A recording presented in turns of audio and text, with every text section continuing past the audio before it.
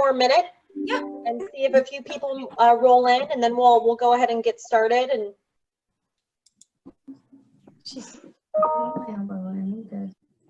oh, so cool. I see everybody.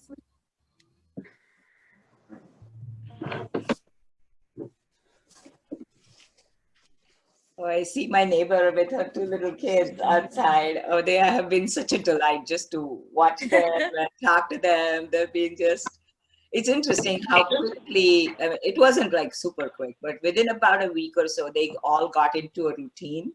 And it was very nice, delightful to see that the first week they were like protesting. It's like, wow, we want to go to our daycare, we want to do this, that. Why isn't grandma coming over? Normally the grandma babysits them and stuff.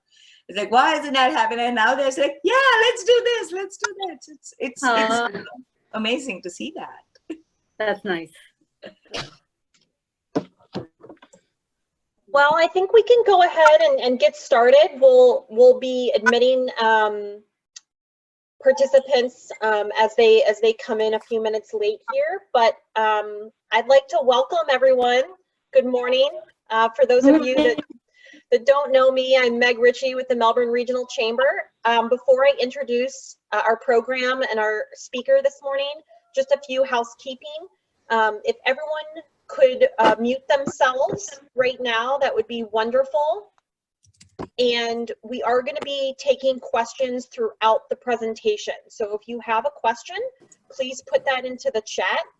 And my colleague Stacy Donovan will be monitoring the chat.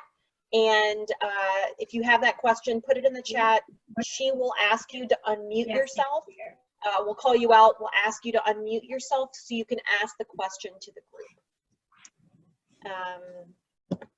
Other than that, I think we can go ahead and get started before David, I think David Cable was trying to share his screen. David, can you unshare your screen for us? Although we love that photo. Yeah, it's a beautiful sorry. photo. It's a Sorry. beautiful photo.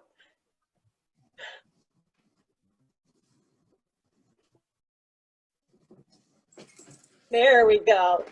Well, welcome, David Cable. Again, I'm Meg Ritchie with the Melbourne Regional Chamber. Welcome to How to Positively Navigate Challenging Times, led by Coach Jaya. I have the pleasure of introducing her and going over only a few points in her very impressive resume. Coach Jaya practiced as an MD, as an infectious disease physician in Bombay for over a decade. She was a WHO collaborator and professor in Grant Medical College. She was on the front line of the response to epidemics or pandemics. She pronounces her name Jaya. I call her Jaya all the time. She never corrects me. So actually, I think we've got Center State. Is it Center State Bank that made? Can you put your on mute? There we go. Okay.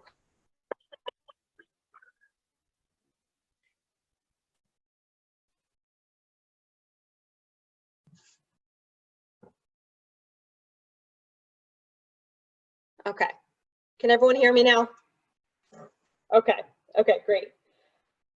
Since migrating to the US, she has been teaching infectious diseases and public health to chiropractic, nursing, and other healthcare students for over 25 years.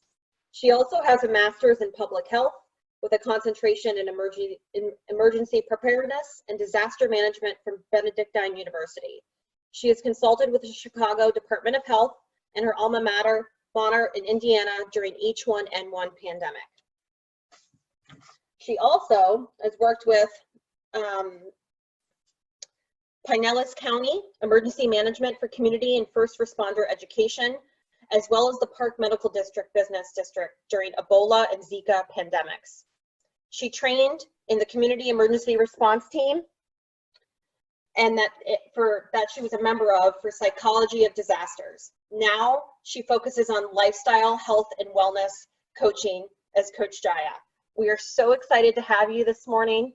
And it's my pleasure to introduce you, and the meeting's yours.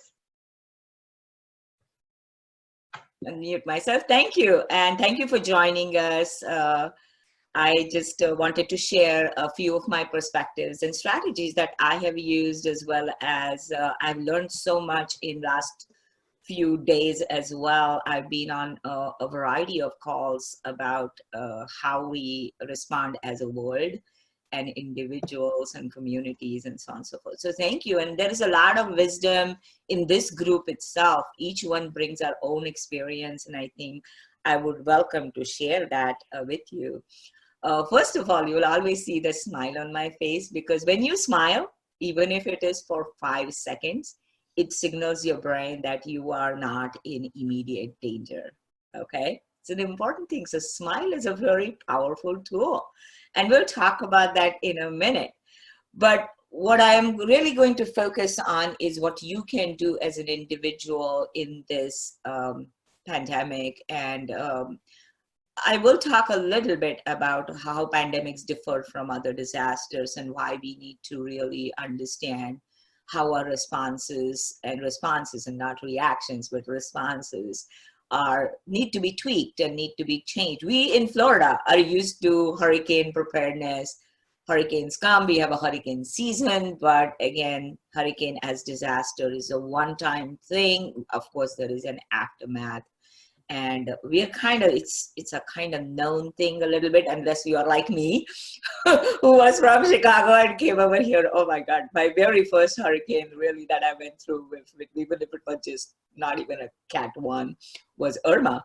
And I can tell you that I had a level of anxiety and fear. So I understand how new things affect us differently. So smile is a great way to signal your brain. It's like, okay, there is no saber-tooth tiger in the room where you're sitting. It's okay. No one is going to eat you today.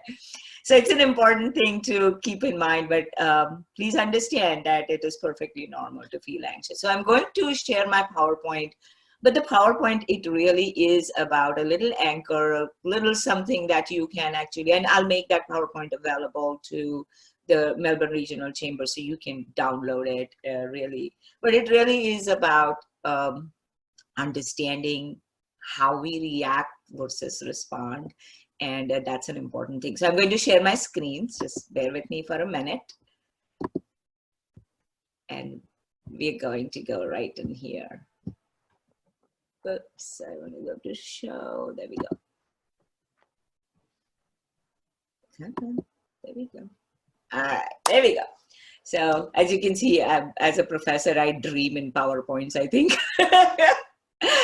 But I like this graphic because we have to remember that we do have this bounty of beaches and shells and sea life around us. So that's why I chose that, because I think it is really important for us to remember. So what we do is we navigate. So what does navigate mean? It means you are in control of certain things. And there are certain, when you navigate a sailboat on the seas, there are some things that are in your hands. Your hand should be firmly on the wheel and know what your surroundings are. But you don't have any control over what the sea is going to do, right? Maybe there will be swells, maybe there will be large waves, or they may be calm and beautiful weather. But as long as you're navigating towards positive ones, and it's a choice, right? We have a choice of how we navigate our sailboat, and understand that you don't really sail alone. You bring with you the community who taught you how to sail, all of that. So there is a lot of things that are going to be helping you. But number one that we're going to talk about is we need to acknowledge the challenging times and effect that it has on us. Then we'll talk about strategies to manage your personal stress. Then strategies to manage your family stress, especially children and especially teenagers, as well as elderly, but especially teenagers. And what can you do to plan, prepare, respond, and recover? Remember, I didn't say react, I said respond, okay? And I will talk a little bit about plans and not being married to plans. I think that's important, okay? first of all, acknowledge that anxiety and fear are normal reactions. They're normal. Here's what happens to us as business leaders, as leaders of our families. We tend to be the strong ones. So we think, oh, we can't show our anxiety or fear, because then what will my kids think? What will my rest of the family or my employees think? It's okay. In fact, if they see your genuine you, that you are also anxious and fearful, and yet you are responding and not reacting, they will take that cue from you and shape their reactions or response, really move from reaction to respond. Because, and those of you who are members of the armed forces know this very well, that when you're preparing, what do? You acknowledge your fear and go forth anyway, right? That's the very definition of courage. Very definition of courage is feeling the fear and responding in spite of it, or acting in spite of it, acknowledging it, not pushing it aside. It's like, yeah, we are anxious, we are fearful. So I want you all to take 5 seconds, just 5 breaths, deep breaths with me. Feel that anxiousness and fear and say, okay, I'm aware of you, I accept. I just want you to take 5 breaths with that. I don't know how this pandemic is going to evolve.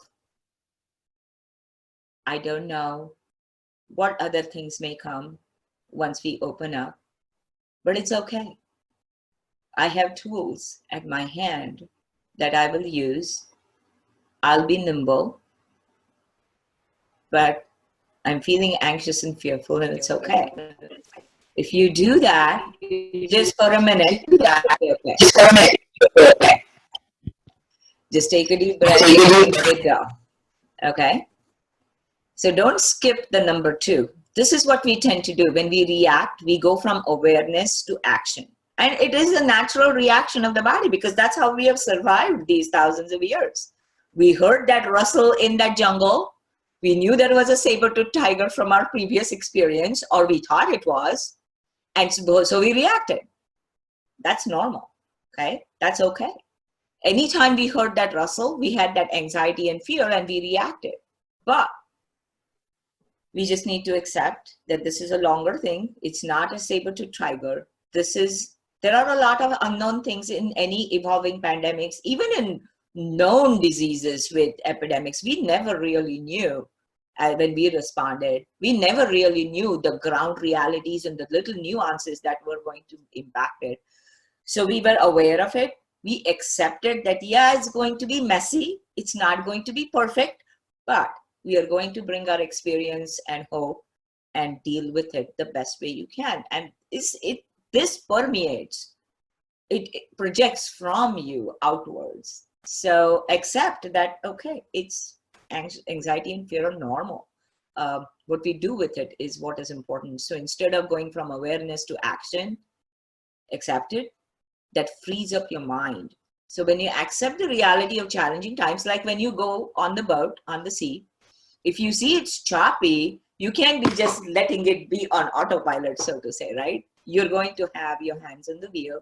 You're going to be more aware of what's going on around you. Or if you go to swim on the beach, you're aware of where the rip currents are. So you're going to avoid that area, things like that. So you are responding because you accept that, yeah, rip currents are a reality sometimes. We are going to accept that. So let me just give an example, Chris, of your crew. You've got thousands of applications and clients to look at and help. So it's going to feel overwhelming. It's okay. Yeah, you're going to feel overwhelmed, but understand that one client at a time, you can help.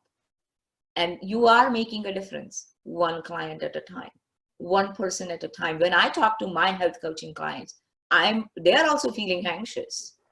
So again, it's one client at a time. I can't impact 330 million people at the moment. I would like to, but one client at a time. But it also allows our minds and hearts to be creative. Like Professor Laurie was sharing, that Barry University might be doing something for elevating issues for nursing home residents or assisted living facilities residents who are feeling a little isolated and their routines are disrupted. So again, our minds and hearts become creative. And this was another lesson learned when we responded in city of Chicago for H1N1, the mass vaccination. Imagine we had to effectively do about 100,000 vaccinations in a matter of 2 weeks, right? It's a mammoth task. It's not easy. And here's what the leaders, it was very impressive. They said, yes, everyone has got a job or a piece of this puzzle. So you may be departments of streets and sanitation giving us vehicles and roadways to go from one end of Chicago to the other. This is the supplier for the syringes and needles that we're going to need. This all those different places, colleges who are opening up their gyms and auditoriums for us to be able to do the mass vaccination. Everybody is going to come with a problem associated with that, but also come with two types of solutions. Solutions as what we can do as a group and what would be you doing as a group. So once you start looking at the problem and making those little columns in your mind or on paper is always great, then it starts become a response rather than the reaction, okay? So try this, take the littlest of the problem and see how you can do response versus reaction. What can the community do versus what can I do? Little things, and that makes a difference, okay? So for example, my diabetes is under control. I'm no longer high risk, but I don't want to go and be, in the big Walmart. So I use Walmart pick up groceries. What does that mean? It means I need to plan what I'm going to shop for. I can't just say I'm going to walk these aisles and see what is on sale and I'm going to buy it. Now I have to plan for the groceries, and that's fine. So I'm planning the little shifts of, it's going to be really good for me because I won't do temptation buying either. And I think I'm going to carry that habit forward. So little shifts that you can do, that will happen in the response mode than that. So what are the important things, like even, I think it was Professor Laurie who was sharing that. If you must stay at home, which many of us do, some of us are essential workers, so we are going out of our house to the house, like the banking folks, as well as realtors and many of the others are doing. Make sure that you are maintaining a healthy lifestyle. And these 4 areas are really, really critical. Healthy food, not junk food. Why not? Well, why not go for that whole bag of potato chips because it's comfort food? Well, here's the thing that what happens. Many times they push your blood sugar up and then the blood sugar goes down. And when it is down, you get that brain fog and you're not able to then focus well. And when you can't focus well, your creativity doesn't flow through.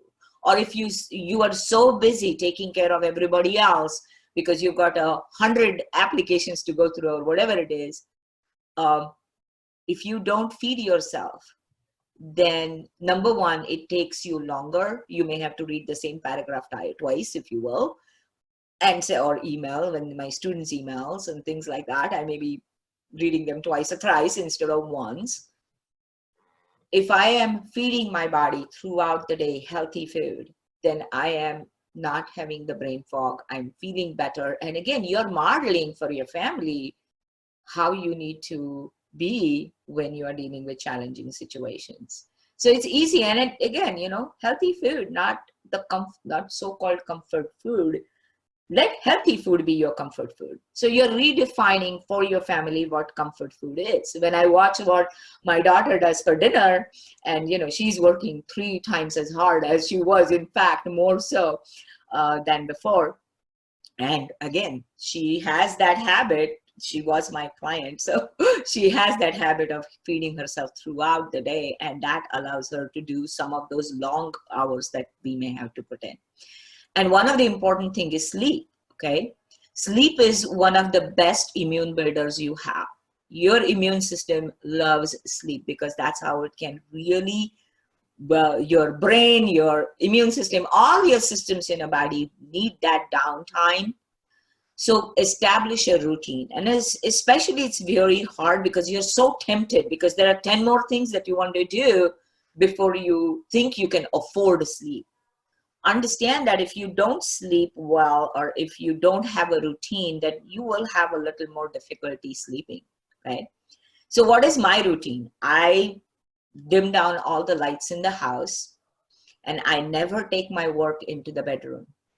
I never sit on my bed with my laptop to do anything, because bed should be associated with rest and sleep, not with anything. If you can't sleep, where you try to sleep, you can't see, you don't seem to be able to sleep, get out of bed, sit in a chair, sit wherever it is, and one of my techniques for when I'm anxious, and give yourself a break. You might be anxious, like Sunday, I was not able to sleep Saturday night and Sunday morning. I mean, I was not able to sleep well because something happened in the technology side for the colleges that I teach, and that could not be resolved till Monday. And I was like, oh my God, how are we going to do that? That was my reaction first. And then I sat back, but my brain tried to keep on thinking about a solution for it. So I wasn't able to sleep well. I got up from the bed. I sat in the living room. I looked at some of the things, wrote down all the things that were bothering me. And then I was able to feel sleepy and go back to bed and sleep. Now, I didn't get my full 8-hour complement. I got about 5 hours. But yeah, give yourself a break. It's going to be like that. You can take a nap in between if you can. Maybe when you come home, if you are going out to work, come home and just sleep, like sit in a chair with 5 minutes closed, and that's okay. That again signals your body that you're at home, time to calm down. You were at high end at that point, now you're calming down, and that actually helps you. So sleep routine is really important. To don't watch news just before going to sleep. All of those things are going to make your brain alert, your sympathetic system, rather than your parasympathetic system, which is the rest and digest and rebuild system. Okay, and give yourself a break. There will be days where you will not, there will be nights where you won't be able to sleep. It's okay. We are not in a peace, even keel, normal situation. That's okay. And healthy exercise, even if it is in few minutes in the yard, like I still go out for a walk. I'm thankful and grateful that I have sidewalks everywhere where I can walk and I can maintain the 6-foot distance and all of that. No problem, I can still do that. But it was interesting that one of my friends who lives up in Chicago, they couldn't go out. They had snow, and they were not able to clear the snows from the sidewalk and all that readily. So she was just climbing up and down the stairs in her house. Just that exercise, that movement made her body know that she wasn't running away. And it was gentle. It was comfortable pace. She wasn't like running up the stairs and down. She wasn't doing her unless she was doing cardio, but she wasn't doing that. So again, signaling her body that she's not running away. It's not in danger. She's just getting her little exercise. And it's good because we are sitting in front of the computers like 6 hours a day nowadays. Get up just walk around 5 minutes or so. Okay, so that's important.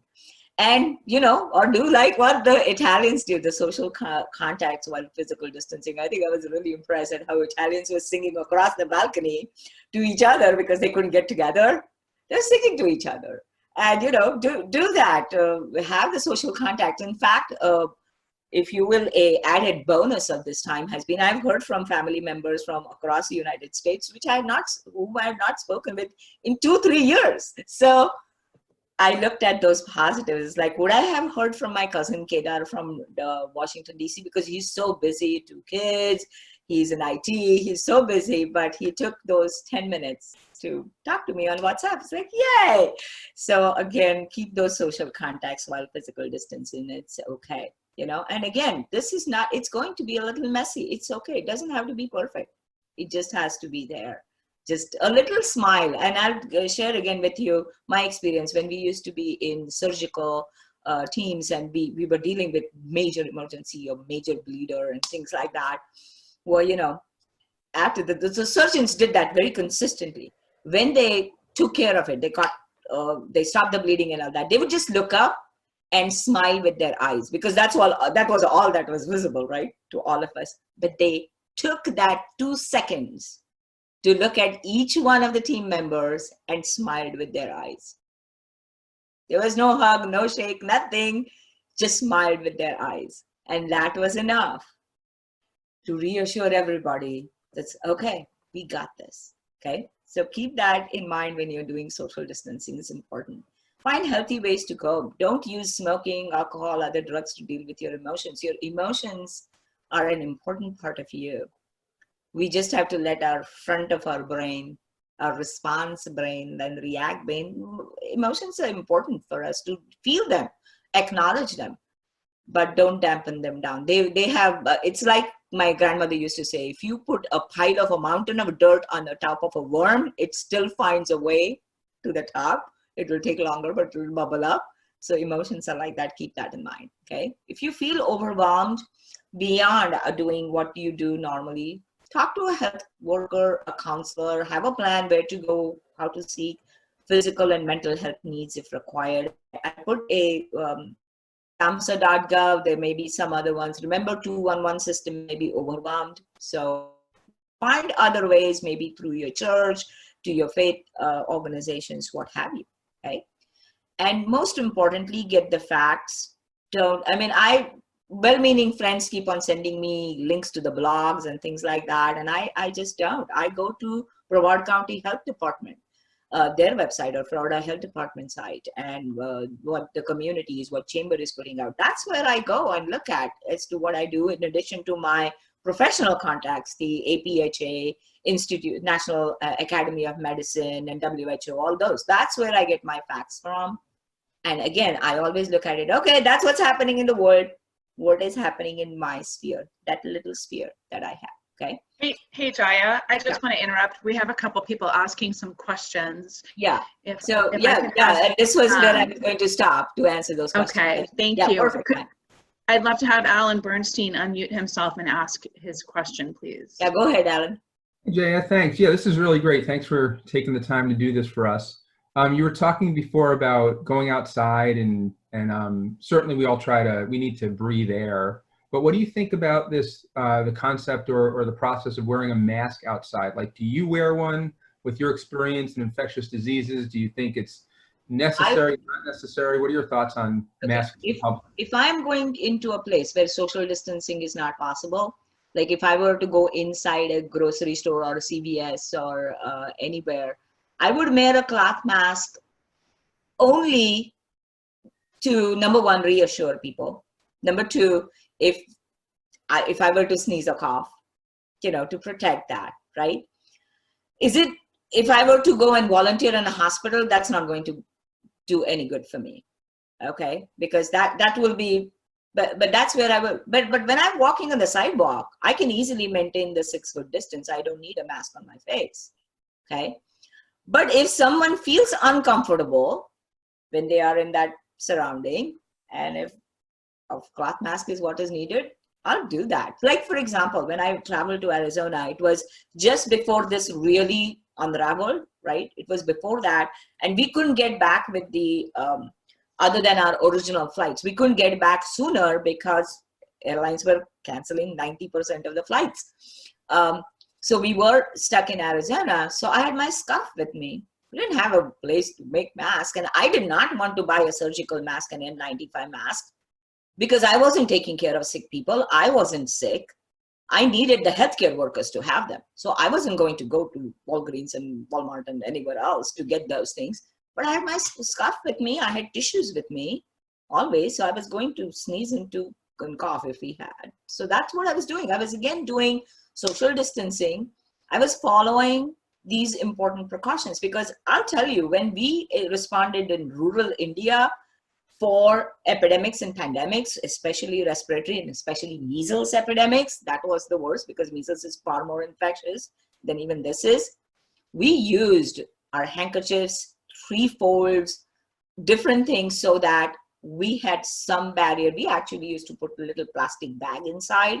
So we had a little bit of barrier. Was it perfect? No, but did we keep the social distancing? Did we wash our hands? Did we wash our faces? We did that to minimize that. So right now, when I'm walking on the sidewalks, I can move away 6 feet. I don't wear a mask. But if I'm going to go inside a grocery store, then I will. or I always have a cloth mask next to me on the seat. If when I go to do Walmart pickup and that associate comes to talk to me for any reason, then I'll put that mask on so they usually have that and she feels comfortable and I feel comfortable and everybody's great. I wash my hands when I come back. I make sure that they're well protected, so it's not like I put moisturizer so that I don't crack my hands using all these washing and hand sanitizer all the time. So these are some very simple precautions that you take, which works. It works, actually works. So mask, it's more if you are likely to not be able to do social distancing, then that's okay, do it. But you don't need a N95 or a surgical mask. And that disturbed me a little bit when I was traveling back from Arizona. And again, remember, this is when the social distancing and all of that was happening. I saw a family with little kids with masks on their face, surgical masks, okay? The ones that were in short supply. And they were handling the mask, they were putting their fingers in, they're rubbing their eyes with that. So it was a waste of scarce resource at that point. And I didn't say anything. I just kept my 6-foot distance, kept there. I wasn't about to lecture them because it's what they're doing with that is they didn't want me adding to their anxiety. They did not need that. But I know when my daughter asked me, do we need to do that? It's like, nope, make sure you have tissues and stuff and hand sanitizers. And we did that. We took care of important precautions, but we didn't go overboard. We didn't go into the hype. We just didn't, because I know what works and doesn't, and what they are telling you to do is what works. So follow those public health recommendations and just do it. Because they have the facts in their hands. When the EOCs respond, which is what Brevard County has their EOC, they have the facts. So just deal with it. Follow their advice and you're okay. Jaya, we have a couple more questions. If I could Please, ask go ahead. Meg and Lee Guthrie to unmute themselves to ask their questions. Sure. I mean, I guess I wanted to know more on your thoughts. You know, once we enter recovery, are masks going to be necessary to do business, or is it more so for people to feel comfortable? I mean, obviously we have to be following the guidelines, but one of the things is, if the social distancing is a harder part, if you can't keep a 6-foot distance between you and the next person, then wearing a mask gives you a protection. But it is not a substitute for washing your hands and making sure that you're not touching your face with unclean hands. And that's the other thing. A lot of people say, but I touch my hands to my eyes. Oh my God. If it was an unclean hand, then it creates a problem, not otherwise, okay? So masks, 2 reasons I would use. Number one, if you can't do the social distancing, like you're going into a more crowded, you don't have a place to have that distance. And 2, if you feel the people, your clientele who are going to come are going to be anxious about, like you're dealing with elderly populations and things like that, then you wearing a mask might help them feel better, okay? And it will help you. So if you have to sneeze because you have allergies, they don't freak out. Do Okay, that. how about Lee Guthrie? You want to unmute yourself, please? All right. Hello. Hi. Hi, Jaya. So yeah, I'm a big proponent. It's probably no big secret. I love a lot of the things that you're talking about here, but as we're going back to work, this whole idea of social distancing, which I believe we'll all have to continue to do it, just as we should do for flu season, we eventually have to build up a herd immunity so that we all can just start functioning back in the normal world again. And so I was kind of looking for your thoughts on that. Yeah, herd immunity is in a novel viruses, takes time, okay? And one of the things that we have to know, and that is usually a retrospective study, if you will, we look back and then we learn, unfortunately. So herd immunity takes time for novel viruses, and we want to have it, but it's the balance between what will be the fallout of having that herd immunity. Okay. So while social distancing in the flu season, and again, social distancing, this is what I used to do. When it was flu season and I was teaching students, I used to teach 100 students. They used to be in class, 100 students, and they would come in, even if they had these symptoms of flu, they would come for the exam. They would give me their papers and all that stuff. So I was more conscious of my personal hygiene during that time. Okay. I was washing my hands before I ate. I was using hand sanitizers if I couldn't do that. And there wasn't a lot of social distancing when you're working in small groups, when you're working together in a lab environment. There wasn't a lot of that we could do. So I was more conscious of my personal hygiene at that point to prevent infection. Okay, because at that time my diabetes was not under control. I had asthma. So if I had got flu, I used to get flu vaccine, but there were some years when the flu vaccine was only 50% effective. So herd immunity cannot be relied on in a short term. It can be relied on a longer term. While it is desirable to do herd immunity, to have herd immunity, it may not be in time enough for us to rely on that. So Okay, but so there's really, so I guess back to, so not to interrupt you, but if you're not going to do the herd immunity, then you're going to stay in your house, because those are really the only true options that go with that. I mean, I guess some people will opt to do, some people will opt to do the vaccine, but there's no way that's. No, the vaccine won't even be available. And normally the vaccines take about 10 to 15 years to really go through. They've shortened it to 18 months, but even then, but here is the thing. Okay. So I know, but can I is to stop the transmission of infection. Okay. And we have learned in last 6 months how this transmission is occurring. And I think one of the simplification, which is getting in the way of people focusing on what really stops infection, is who is transmitting it. And we keep on hearing asymptomatic. It really is pre-symptomatic, means they are feeling a rundown feeling. Once you look at who is transmitting most of the infection, somebody who's already sick is the most likely to transmit infection. That accounts for 75 to 80% of transmissions. Someone who was sick. Okay. Then the next 10 to 15% are those who have some symptoms, but not a lot. And then you have 5 to 10% remaining ones, which are pre-symptomatic, not completely asymptomatic. Would you have a few outliers, which are like 1 or 2, and that's what shows up on the media and all those places where they couldn't identify where they got infected because they're not paying attention to how this virus is transmitting. It's not just by respiratory means, also by touching surfaces which were contaminated and not washing their hands and not taking those basic personal hygiene parts off it. So can you go out once these restrictions are lifted and do it? Yeah, maintain your personal hygiene. I grew up in a third world country, if you will. Public hygiene was dismal or non-existent in most places. So how did I not get cholera? Why did I not get typhoid? Why did I not get flu and all the other things? Because of personal hygiene. That's it. And that's fomite transmission or surface-based or hands transmission. Hands are the biggest vehicle even for coronavirus. And people don't understand. We are doing this social distancing for respiratory transmission.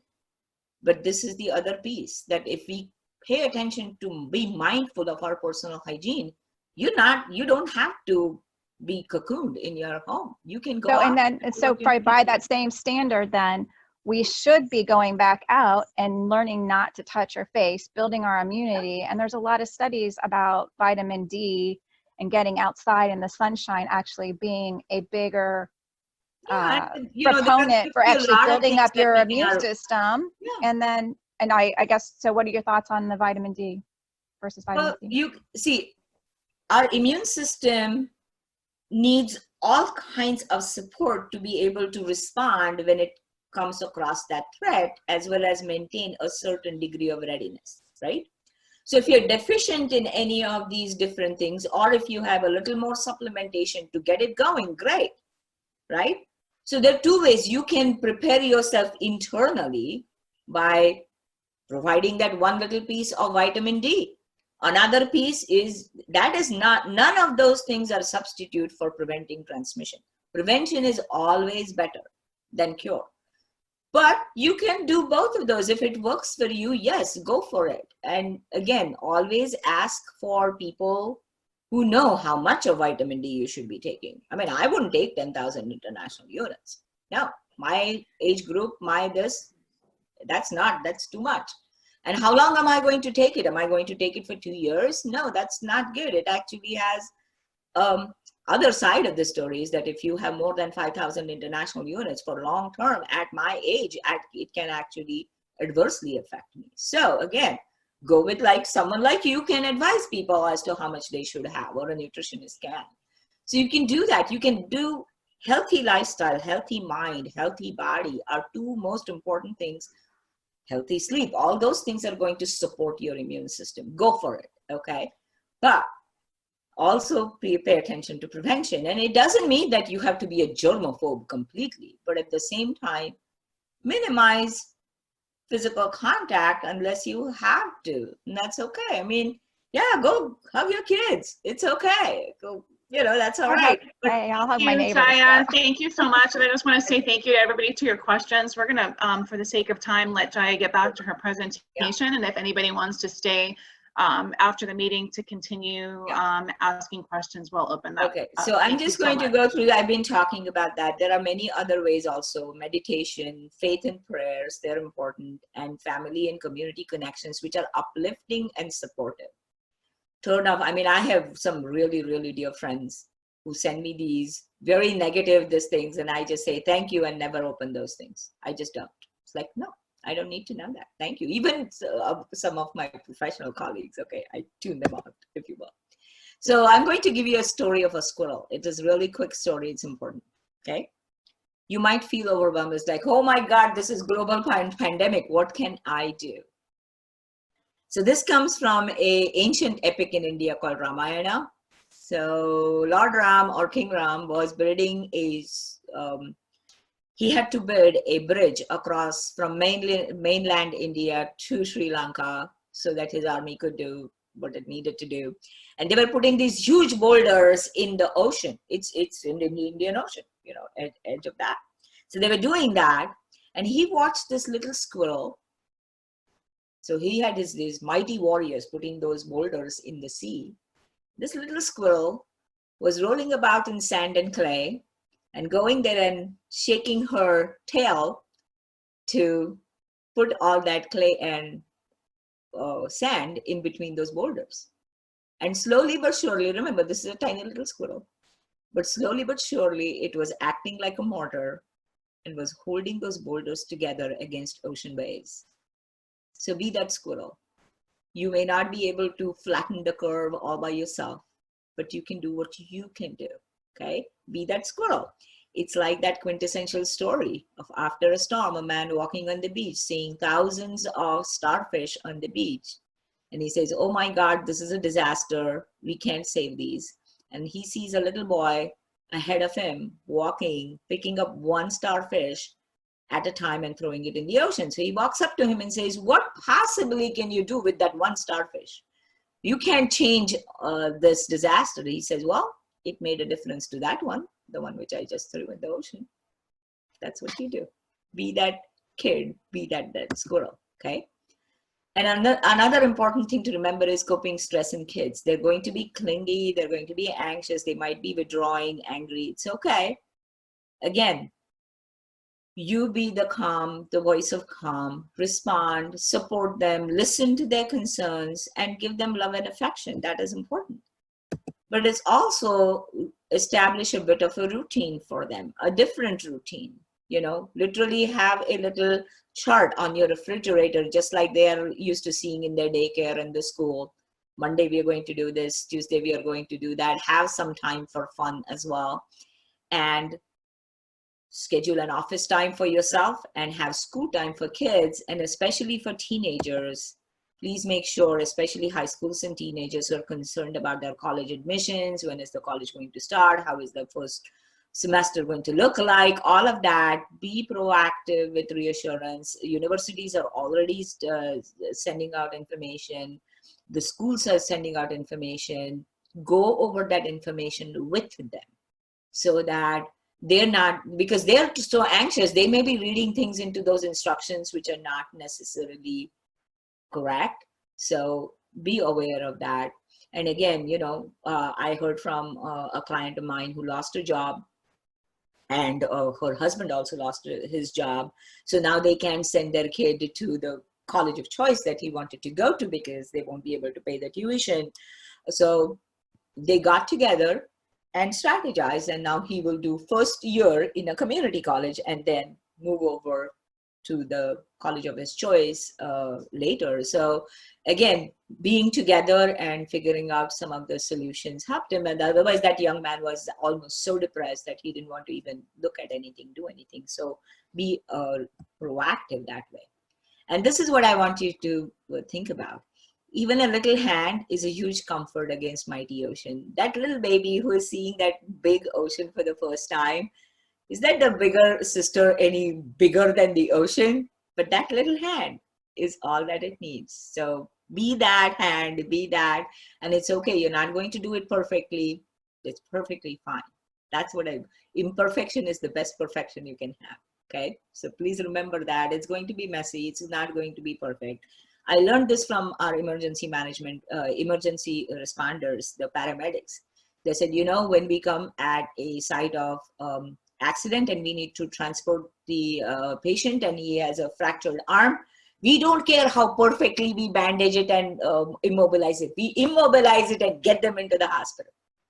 Even if they arrive in the hospital imperfectly bandaged, it is perfectly fine because we got them where they need to be. And it's okay. It's not going to be perfect. We're going to have a little arguments back and forth about how to solve a particular problem. It's okay.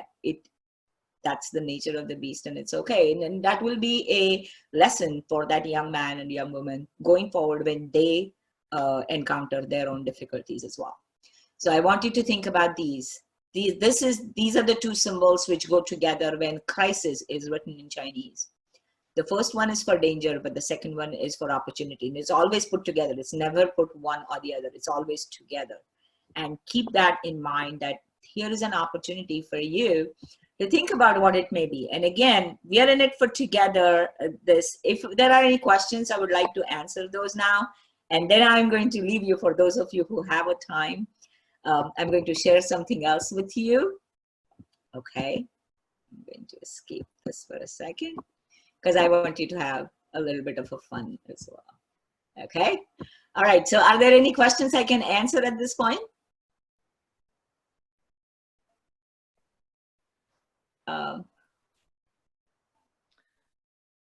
I don't see any other questions in the chat. If anybody has a question. And please feel free to email me, send me a text, because, you know, I'm getting a lot of spam calls too, as I'm sure you are getting them too. So send a text so I know that it's coming from you, and then I will definitely take the phone call as well. But if we are ready to kind of call it a day, I want you to see this. If you don't see it all, it's 2 minutes and 14 seconds, I think, but 12 seconds. But if not, go and watch it afterwards. There are a lot of great lessons to be heard in this. Look for the bare necessities, the simple bare necessities. Forget about your worries and your strife.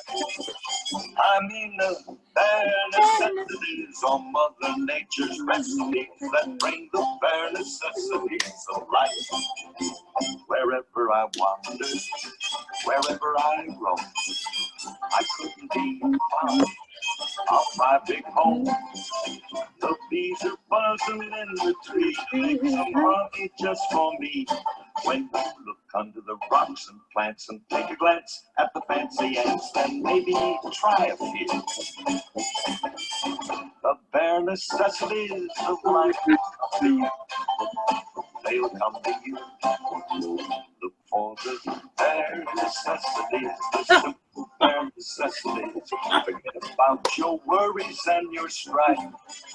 I mean the bare necessities. That's why a bear can rest at ease with just the bare necessities of life.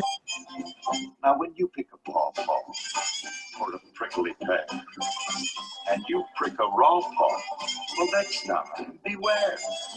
Don't pick the prickly pear to the paw. When you pick a pear, try to use the claw.